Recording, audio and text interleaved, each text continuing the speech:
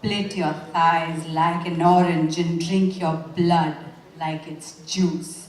Say your last words. Say your last prayers, evil Duryodhan. He lunged forwards and swung his fists in the air wildly with an occasional ha for good measure. Draupadi rolled her eyes and clapped mechanically along with the others in the celestial chamber. For what seemed like the 10,000th time since they had got there, Bhim stood with one leg hitched over Duryodhan's imaginary dead body and bowed at the applause, a broad grin on his ageless face. She sighed. Today was going to be one of those days, a day when nothing pleased, when their afterlife in this heavenly paradise felt like a dream she had to relive endlessly, a conscious sleep from which she could never awaken. She looked over at a nymph who stood next to her with a rapt expression on her face. Don't you sometimes wish there was a cliff around here somewhere? Draupadi whispered, gesturing as though she was preparing to die. The nymph gave Draupadi a blank look. Her pert nipples, straining through a sheer toga, showed more surprise than her eyes. Then, eager to please as nymphs usually are, she smiled sensually and purred in the only way she knew. Yes, of course, you're right. You say such clever things. She giggled. Draupadi stared at the creature for a moment before sighing again. There was no point getting angry at her. After all, nymphs hadn't exactly been created for conversational purposes. She turned away and began to walk towards her celestial quarters. The clouds beneath her feet felt fluffy and slightly wet, like rabbit fur flecked with early morning dew. Draupadi had quite enjoyed the constant tickling against her soles when she had first arrived in heaven. Now, she often tried to remember what a stone floor or a muddy earth had felt like when she was alive. Alive. What an appropriate word to describe the mortal experience.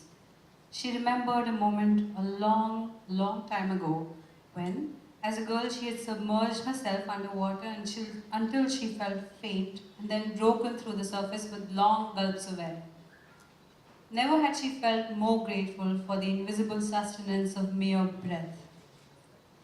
That was mortal life, where the constancy of pain, want, and sorrow made the fleeting moments of pleasure, abundance, and joy that much more meaningful, where all one's senses were forced to engage, to adapt, to conquer, to prevail, to be useful, where the more one's body was punished by injury and age, the more one's mind was rewarded with wisdom and perspective, where the complexity of relationships was so much vaster than the physical bounds in which they existed or the purposes they served.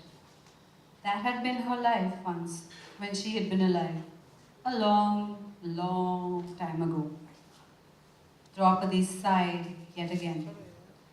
This was becoming a habit, she thought, and shook her head in a vain effort to cast off her gloomy mood. As she passed by the gates of heaven, she stopped to look at the two new arrivals who were making their way inside with odd looks on their faces.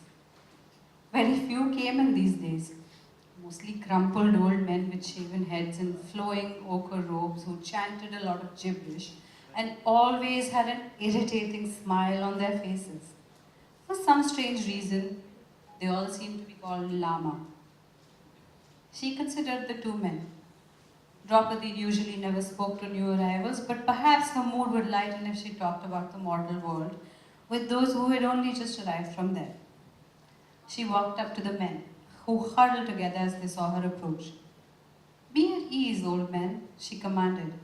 I am Draupadi, queen of the Kurus, wife of the great Pandavas, Yudhishthir, Bhim, Arjun, Nakul, and Sahdev, who ruled Indraprastha and Hastinapur and brought forth a golden age in the mortal world by vanquishing the evil Kauravas.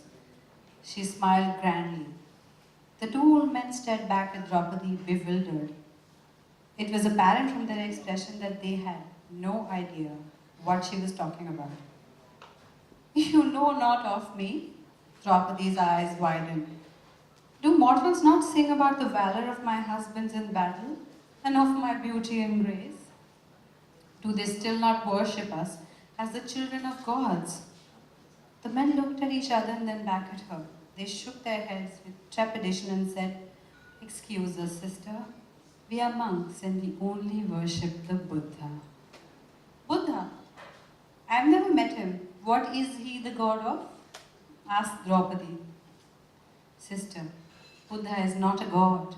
He was a simple man, said a monk. A man? Draupadi was confused. Then why do you worship him? Did he have special powers, like the ability to fly or turn rocks into gold nuggets? No, we worship him because he attained inner bliss. And the other monk, he achieved true happiness. Draupadi blinked. You worship a man because he was happy. Yes, truly happy all the time, and so are we. That's why we were allowed into the heaven too. They grinned at her before performing a few jerky bows and then proceeded on their way. Draupadi was bemused to say the least as she watched them leave. Heavenly standards had certainly gone up if one needed to be truly happy all the time to get in. They were probably scared of overcrowding.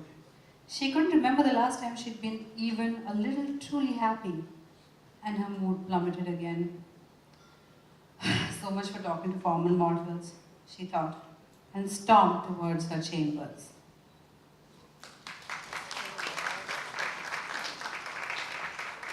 Thank you, Richa. It sounds awesome in your voice. It really does.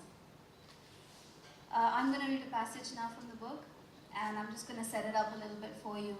So the four women have arrived in Delhi, and they've met a very nice man called Zafar, and Zafar is taking them out for lunch. So this is lunch. Well, real food is relative, supposed Draupadi. The contents of her brightly colored parchment parcels certainly didn't look like food. But judging from the crowds around her, noisily eating on tables, with gusto from the same parcels, she concluded that it had to be edible. Back when she was alive, Draupadi thought, food inspired the eater and was treated with respect. The way it looked, felt, and tasted, and the effect it had on the body were all equally important. Palace food was served on gold platters, each delicate creation topped with a dash of cardamom-scented clarified butter or slivered nuts, and was encased in its own gilded bowl. There were tender, leafy vegetables tossed in mustard, fried root vegetables in buttery, creamy curries. There was goat, deer, boar, or bird meat, marinated in spices and cooked for hours over slow fires, and then baked with fragrant rice or engulfed in unapologetically spicy gravy. The juiciest, sweetest of fruit was made into sweetmeats with velvety cow's milk, raw honey, butter, and nuts. And sour or raw fruit was made into fresh, tangy pickles that made tongues dance. Even villagers in her day enjoyed good food, Draupadi thought, as she remembered eating hearty cooked lentils and onions fried in mustard oil with chilies, along with large, thick rotis roasted over an open fire until their outsides blackened and became crusty, but the insides remained soft and raw. Every morsel, even a plain grain of rice or a humble berry, had flavor and personality.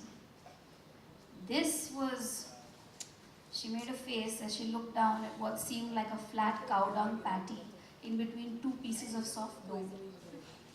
She looked over at Zafar and saw him gingerly dip the side of the dough into a tiny tub of red paste and tuck into it. He seemed to be enjoying it. She bit a little tentatively and chewed. And chewed. The dough dissolved tastelessly in her mouth, while the meat, at least that's what she hoped it was, remained obstinately behind, fighting a valiant battle against being masticated. This is very good, Amba coughed politely as she chewed. What is it? Zafar avoided looking at her, obviously embarrassed by his earlier gawping. It's a burger. Have you all never had one? He asked Kunti. Kunti, struggling with her own mouthful of belligerent burger, shook her head irritably.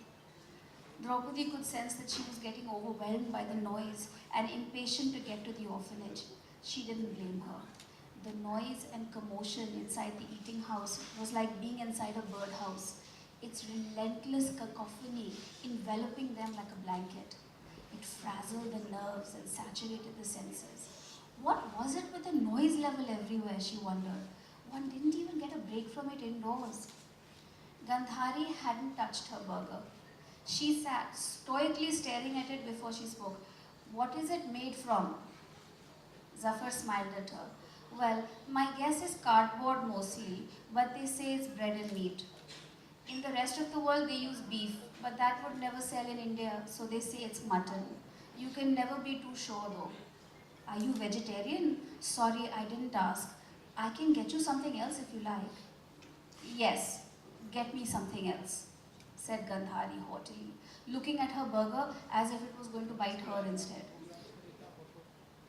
Zafar looked a bit surprised at the impolite tone, but immediately got up with a cheerful, sure, be right back. They waited until he was out of earshot before starting to speak. Draupadi said to Gandhari, it was rude to refuse to eat. He has been helpful, or at least he's trying. She gave her burger a disgusted look. Just eat the next thing he brings you. Gandhari looked distressed. Believe me, I would never refuse food as somebody's guest. It goes against everything I have been taught.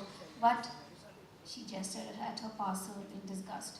How can they eat this? Kunti looked up with a weary look in her eyes. I don't know. I don't recognize this world. It screams constantly. She held her head in her hands. My mind hurts and I feel like weeping. The only thing that keeps me going is that I will see my son soon. We must go. Stay strong, said Amba softly, putting an arm around Kunti's shoulders. We must remember that the mortal world is in Kalyug and chaos is bound to be the norm. Before I went into battle, I was told to meditate, focus my mind on my goal and shut out all the noise. We must all try and do that now. Kunti nodded resolutely, just as Zafar returned with a parcel containing almost exactly the same thing as before, but only the flat, dun-like thing in between the dough was a bright yellow color. He gestured at it before handing it to Gandhari and said, this one is vegetarian, aloo tikki. Gandhari nodded as if she knew what that meant, taking the parcel with a faint smile. Thank you, this is much better. Draupadi couldn't help but smile at the thought of Gandhari's imminent distress. But as pleasurable as it would be to watch her put away each bite, the sooner they ate, the sooner they could get out of there. So she picked up what was left of her burger, took a deep breath and a big bite. Now we're going to launch the book. Can we give them a round of applause, please? Come on. Oh, sweet. Just have to... There you go.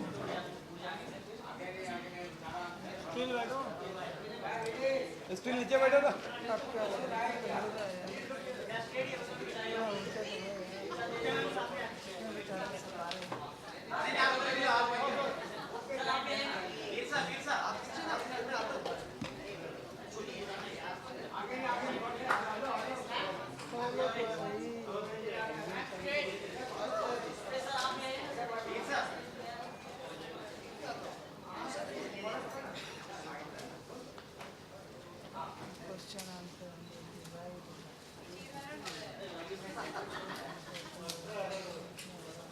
पढ़ लिया बाद में